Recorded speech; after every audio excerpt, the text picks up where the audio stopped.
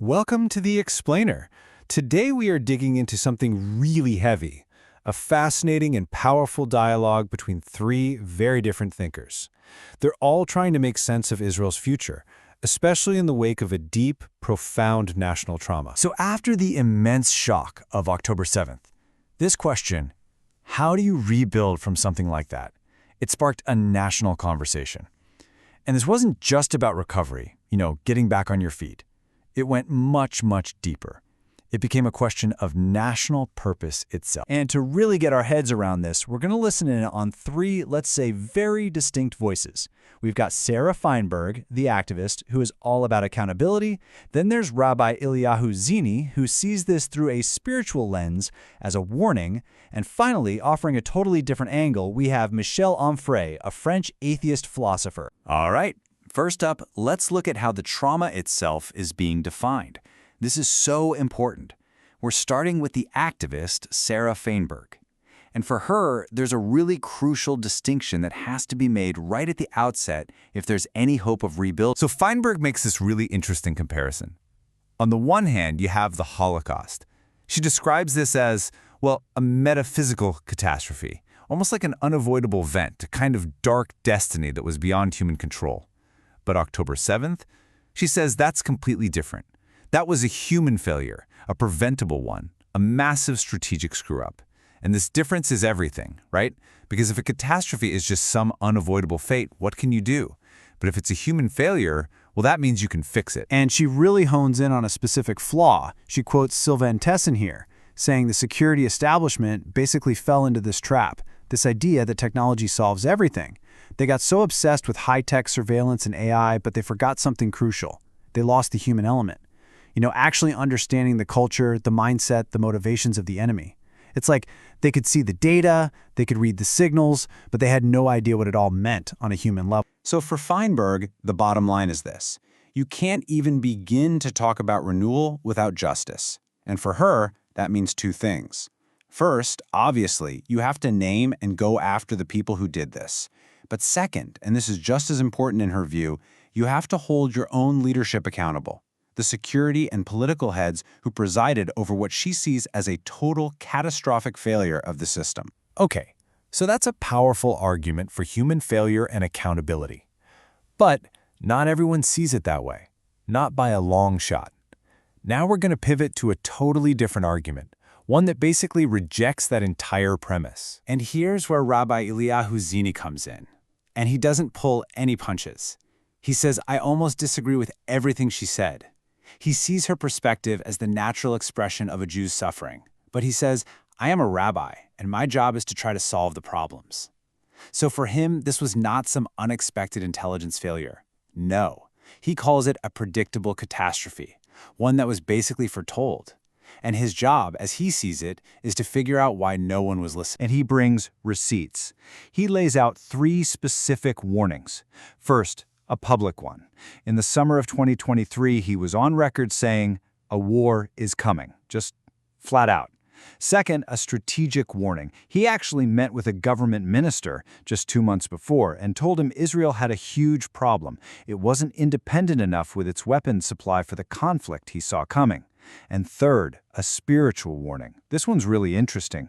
When public prayer was banned in Tel Aviv on Yom Kippur, the holiest day of the year, exactly 50 years to the day after the Yom Kippur War started, he saw that as a major spiritual red flag, a provocation that would have consequences. So you see how stark this disagreement is, right?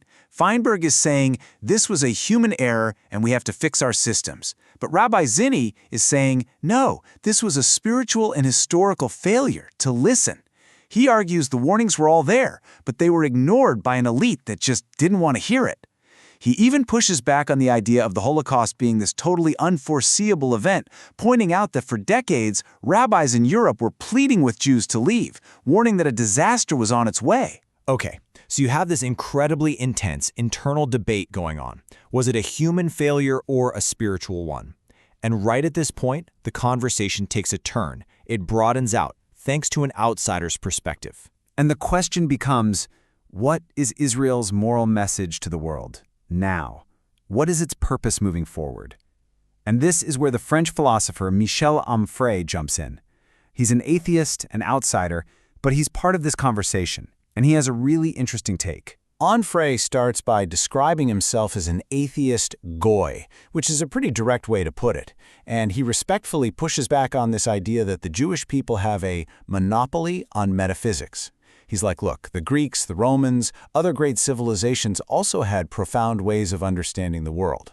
He suggests that maybe, instead of focusing on this unique mission to teach the world some specific truth, we should think about the common struggle that we're all in together. And this is where things get really fascinating, because his idea opens up a completely different path forward.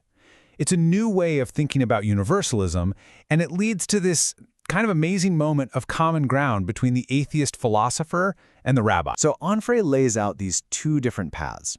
On the one hand, you have universalism by imposition. This is when you try to preach your truth, your morality, to everyone else. And as he points out, you just have to look at history to see that this almost always ends in intolerance and conflict. But then he offers another way, universalism by example. Don't preach, just be a model. His argument is that simply existing as a successful, sovereign nation, a country that can protect its people, its culture, its identity, that in itself is an incredibly powerful gift to the world. You don't have to preach an ideology.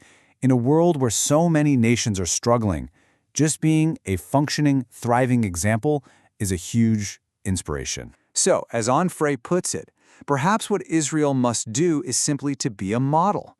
The mission isn't to go out and convert the world to your way of thinking. The mission is just to be a living, breathing example of a sovereign state that takes care of its own.